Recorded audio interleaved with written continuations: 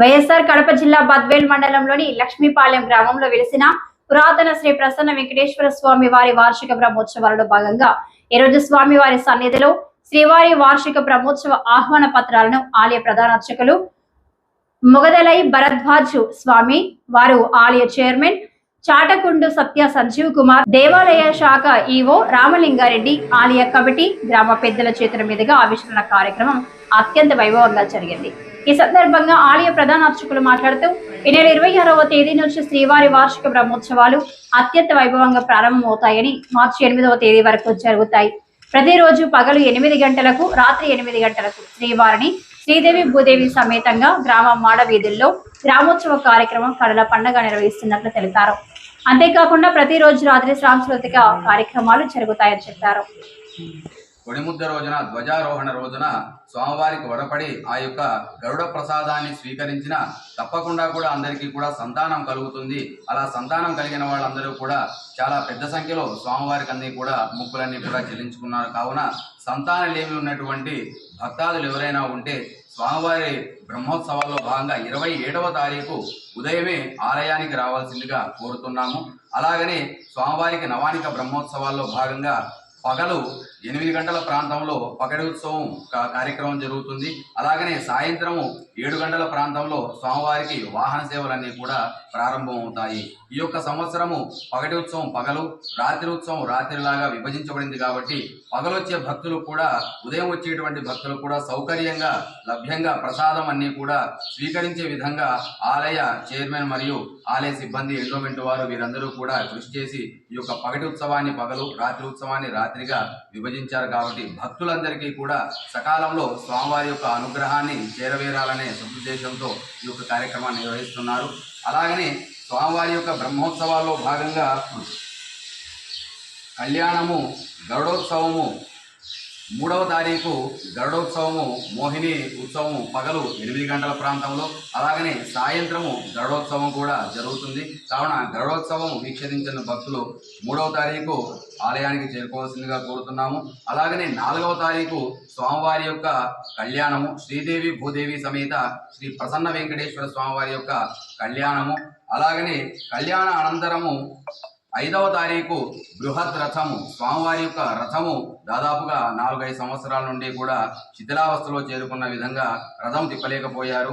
అలాగనే ఈ యొక్క సంవత్సరము ఎలాగైనా సరే స్వామివారి యొక్క రథోత్సవము భక్తాదులందరికీ కూడా ఆనందాన్ని కలుగజేయాలన్న ఉద్దేశంతో స్వామివారికి కూడా ఆ యొక్క రథాన్ని రథ అధిష్టానం చేయాలన్న కోరికతో ఆలయ సభ్యులందరూ కూడా చాలా ముమ్మరంగా కృషి చేసి ఆలయ చైర్మన్ అయినటువంటి శ్రీ చాటకొండ నరసింహారావు గారి యొక్క కుమారుడైనటువంటి శ్రీ చాటకొండు సత్య సంజీవ్ కుమార్ గారు పెద్ద ఎత్తున భగీరథ ప్రయత్నం చేసి ఈ యొక్క రథాన్ని ముందువరించారు. కాబట్టి వారికి కూడా ధన్యవాదాలు తెలుపుతూ 5వ తారీఖు రథం ఉంటుంది కాబట్టి ప్రతి ఒక్క భక్తులు కూడా ఉదయము 9-10 గంటల ప్రాంతంలో ఆలయానికి విచ్చేసిన ఈ యొక్క రథానందరూ కూడా వీక్షించవచ్చును. అలాగనే ప్రతిరోజు కూడా సాంస్కృతిక కార్యక్రమాలు ఇవన్నీ కూడా జరుగును. అలాగనే బ్రహ్మోత్సవ ప్రారంభం వేళ 26వ తారీఖు ఫిబ్రవరి ఉదయము పీఠాధిపతులు, మైసూరు పీఠాధిపతులు సాలెగ్రామం ఆ యొక్క కర్ణాటక ప్రదేశం నుండి పీఠాధిపతులు రావడం జరుగుతున్నది. ఆయన శ్రీ ధనురదాస పీఠాధిపతి గారు రథానికి రథ ప్రతిష్ఠ కార్యక్రమాలన్నీ కూడా చేస్తారు. వారిని కూడా పీఠాధిపతుల దర్శనం కూడా చేసుకున్న చాలా భగవంతుని యొక్క కృపా కటాక్షాలన్నీ కూడా భక్తులపైన ఉంటాయి. కాబట్టి 26వ తారీఖు పెద్ద సంఖ్యలో భక్తులందరూ కూడా ఆలయానికి రావాల్సిందిగా కోరుతున్నాము. అలాగనే ప్రతిరోజు కూడా స్వామివారి యొక్క ప్రత్యేక అలంకరణలు, ప్రధాన శేష హోమాలు ఇవన్నీ కూడా, చతుస్థానార్చనలు ఇవన్నీ కూడా బ్రహ్మోత్సవాల్లో భాగంగా 10 రోజులు కూడా చాలా అంగరంగ వైభవంగా స్వామివారి యొక్క సాంస్కృతిక కార్యక్రమాలన్నీ కూడా జరుగుతాయి.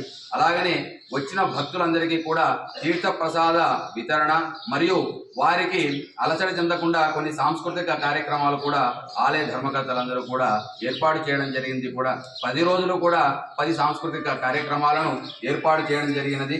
కాబట్టి భక్తులందరూ కూడా ఈ యొక్క సంవత్సరము స్వామివారికి జరుగు శ్రీ పాల్గొన శుద్ధ దశమి ప్రారంభము నవానిక బ్రహ్మోత్సవాలు జరుగుతాయి. కాబట్టి భక్తాదులందరూ కూడా సకాలంలో ఈ యొక్క 10 రోజులు కూడా వెచ్చించి స్వామివారి యొక్క అపురూపమైనటువంటి కృపా కటాక్షాన్ని పొందవలసిందిగా కోరుతున్నాము. బ్రహ్మోత్సవాలు ఎందుకు విశేషము అంటే బ్రహ్మ పెట్టిన ముహూర్తం కాబట్టి, ఇది బ్రహ్మ జరిపిన ముహూర్తం కాబట్టి, బ్రహ్మ కడిగిన పాదం అంటారు విష్ణువుని. కాబట్టి బ్రహ్మ జరిపారు మొట్టమొదటగా ఈ యొక్క బ్రహ్మ ఉత్సవం అనేసి. అలాగనే పాంచరాత్ర ఆగమ, వైఖానస ఆగమ, శైవాగమ ప్రకారంలో ప్రతి ఒక్క ఆలయంలో కూడా ఈ యొక్క బ్రహ్మోత్సవాలు అనేటివి యథావిధిగా వార్షికానికి సంవత్సరానికి ఒకసారి జరుగుతూ ఉంటాయి. కాబట్టి ఈ యొక్క మన ఆలయంలో పాల్గొన శుద్ధ దశమి ప్రారంభమవుతుంది. కాబట్టి పాల్గొన శుద్ధ దశమి 26వ తారీఖు ప్రారంభమవుతుంది. కాబట్టి ప్రతి ఒక్కరూ కూడా స్వామివారి యొక్క ఈ యొక్క 10 రోజులు స్వామివారు అత్యంత తేజస్సుతో అత్యంత దేదీప్యమానంగా ఉంటారు. వారికి సంవత్సరాంతం కూడా ఆలయంలో చిన్న చిన్న క్రతువులు, చిన్న చిన్న దోషాలు, లోపాలు ఇవన్నీ కూడా సరిచేయడానికి 10 రోజులు కూడా చతుస్థానార్చనలు, విశేష శేష హోమాలు ఇవన్నీ కూడా చేయడం జరుగుతుంది. కళాహోమాలన్నీ కూడా చేయడం జరుగుతుంది. ప్రతి ఒక్క బ్రహ్మోత్సవం వేళ స్వామివారికి పునర్శక్తి హోమం ద్వారా, నైవేద్యాల ద్వారా, అలంకరణల ద్వారా, మంత్రోచ్చారణల ద్వారా పునః స్వామివారికి మళ్ళీ కూడా దోషాలు ఏవైతే ఉన్నాయో అవన్నీ కూడా తొలగిపోవడానికి బ్రహ్మోత్సవ వేళలో అంగరంగ వైభవంగా చేయడం జరుగుతుంది. కాబట్టి అందరూ కూడా భక్తాదులు, ఎక్కడెక్కడ చుట్టుపక్కల ఉన్న గ్రామాది భక్తాదులు అందరూ కూడా సకాలంలో ఆలయానికి విచ్చేసి స్వామివారి యొక్క వాహన సేవలో, రథోత్సవంలో, కళ్యాణోత్సవంలో, గరుడోత్సవంలో ప్రతి ఒక్క వాహనంలో అందరూ కూడా పాల్గొని శ్రీ ప్రసన్న వెంకటేశ్వర స్వామి మరియు శ్రీ సిద్ధలక్ష్మి యొక్క అపురూపమైనటువంటి కృపా కటాక్షాన్ని పొందవలసిందిగా కోరుతున్నాము. అలాగనే ఈ యొక్క సాంస్కృతిక కార్యక్రమాలకు కానీ, ఈ రథోత్సవానికి కానీ భక్తులు కానీ నగదు రూపేణ, వస్తు రూపేణ ఏ యొక్క కానుకలైనా కూడా ఈ యొక్క ఆలయానికి తమ శక్తి కొలది కూడా అందరూ కూడా ఆలోచించి ఎంత ఖర్చైనా పర్వాలేదు, ఆ యొక్క పుష్కరాన్ని అంతా కూడా శుభ్రం చేయించి దాని చుట్టూ కూడా కంచె వేయించి ఇదంతా కూడా తెప్పోత్సవం నిర్వహించాలి, స్వామివారి యొక్క తెప్పోత్సవాన్ని కూడా నిర్వహించాలని చెప్పేసి వీరి యొక్క ఆలోచన ఉంది. కాబట్టి ఆ యొక్క తెప్పోత్సవము 6వ తారీఖు రథోత్సవం అయిపోయినటువంటి మరుసటి రోజు సాయంకాలం వేళ స్వామివారి యొక్క పుష్కరిణిలోనే తెప్పోత్సవము జరగబడుతుంది. ఈ యొక్క ఆలయ చరిత్రలో ఎప్పుడూ కూడా పుష్కరిణిలో తెప్పోత్సవం ఎప్పుడూ కూడా ఎవరు కూడా నిర్వహించలేదు. ఇది ఆలయ చరిత్రలో ప్రథమంగా నిర్వహిస్తున్నారు. కాబట్టి ఆ యొక్క వైతరణి నది గంగాదేవి యొక్క ఆశీస్సులు కూడా అందరికీ ఉండాలని చెప్పేసి ఆ యొక్క తెప్పోత్సవంలో కూడా సాయంకాలం వేళ విద్యుత్ కాంతులతో స్వామివారు శ్రీదేవి భూదేవి సమేతుడై విహారం చేస్తూ, జల విహారం చేస్తూ ఉంటారు. ఆ యొక్క కార్యక్రమం చాలా చూడడానికి కన్నుల విందుగా ఉంటుంది. కాబట్టి భక్తాదులందరూ కూడా ఈ యొక్క మంచి మంచి అవకాశాలు అందరూ కూడా వినియోగించుకోగలరని ఆలయం